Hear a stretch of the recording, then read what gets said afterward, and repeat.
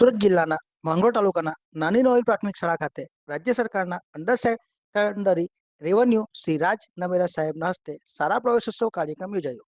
સુરત જિલ્લાના માંગરોળ તાલુકાના નાની નોવેલ પ્રાથમિક શાળા ખાતે રાજ્ય સરકારના અંડર સેકન્ડરી રેવન્યુ શ્રી રાજ નમેરા સાહેબના હસ્તે તેમજ મામલતદાર સાહેબ, ચૂંટાયેલા અધિકારી પદાધિકારીના હસ્તે શાળા પ્રવેશોત્સવ કાર્યક્રમ યોજાયો હતો.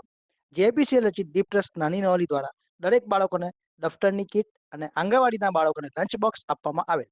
ઉપસ્થિત મહાનુભાવોના હસ્તે બાલવાટિકામાં પ્રવેશ મેળવતા બાળકોને દફતર, ચોકલેટ આપી તેમજ આંગણવાડીવાળા બાળકોને પ્રવેશ આપવામાં આવેલ હતો. સાથે શાળામાં દાન આપનાર દાતાઓને પણ સન્માન કરવામાં આવેલ.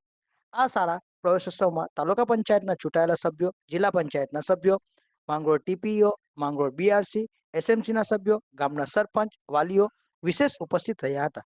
ત્યારબાદ વૃક્ષારોપણ કરવામાં આવેલ અને એસએમસી સભ્યોની મીટિંગ પણ લેવામાં આવેલ હતી. રિપોર્ટ ઇમરાન ખાન પઠાણ.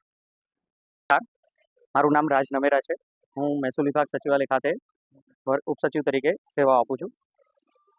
આપણા લોકલાડીલા વડાપ્રધાન શ્રી માનનીય નરેન્દ્ર મોદી સાહેબે જે શાળા પ્રવેશોત્સવની શરૂઆત કરી હતી એની પરંપરા આજે એક તહેવાર બનીને આજે પણ આપણે આગળ ધપાવી રહ્યા છીએ.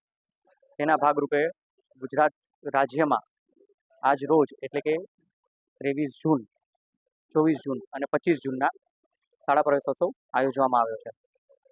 મારી આ સુરત જિલ્લાના માંગરોળ તાલુકામાં નિયુક્તિ થઈ છે. આજે સૌ પ્રથમ અમે આ શાળા છે આપણે ત્યાં નાની નરોલી એ શાળાની મુલાકાત લીધી. નવા 34 જેટલા બાળકોને આપણે શાળા પ્રવેશોત્સવમાં સ્થાન આપ્યું છે. રાજ્ય સરકારની સમસ્યા સૌથી મોટી જે એક રહી છે ડ્રોપ આઉટ રેશિયો કઈ રીતે આપણે સુધારી શકીએ, તો એ બાબતમાં શિક્ષકોના પ્રયત્ન જોયા. શાળા 8 ધોરણ સુધીની હોય એટલે 8 ધોરણ પછી કોઈ છોડીને જાય તે સ્વાભાવિક છે, પણ એ પહેલાં જે 4 બાળકો શાળા છોડીને ગયા હતા એ ચારેય બાળકોને શિક્ષકો અને જે વહીવટીતંત્ર છે એના પ્રયાસથી આજે પાછા લેવામાં આવ્યા. તો આશા છે કે એવી રીતે સમગ્ર ગુજરાતમાં ડ્રોપ આઉટ રેશિયો કઈ રીતે સુધરી શકે, બાળક એટલીસ્ટ 12મા ધોરણ સુધીનું શિક્ષક પ્રાપ્ત કરી શકે, તો આપણને આપણા ઇચ્છિત લાભો મળી શકશે. ખૂબ ખૂબ આભાર. Thank you.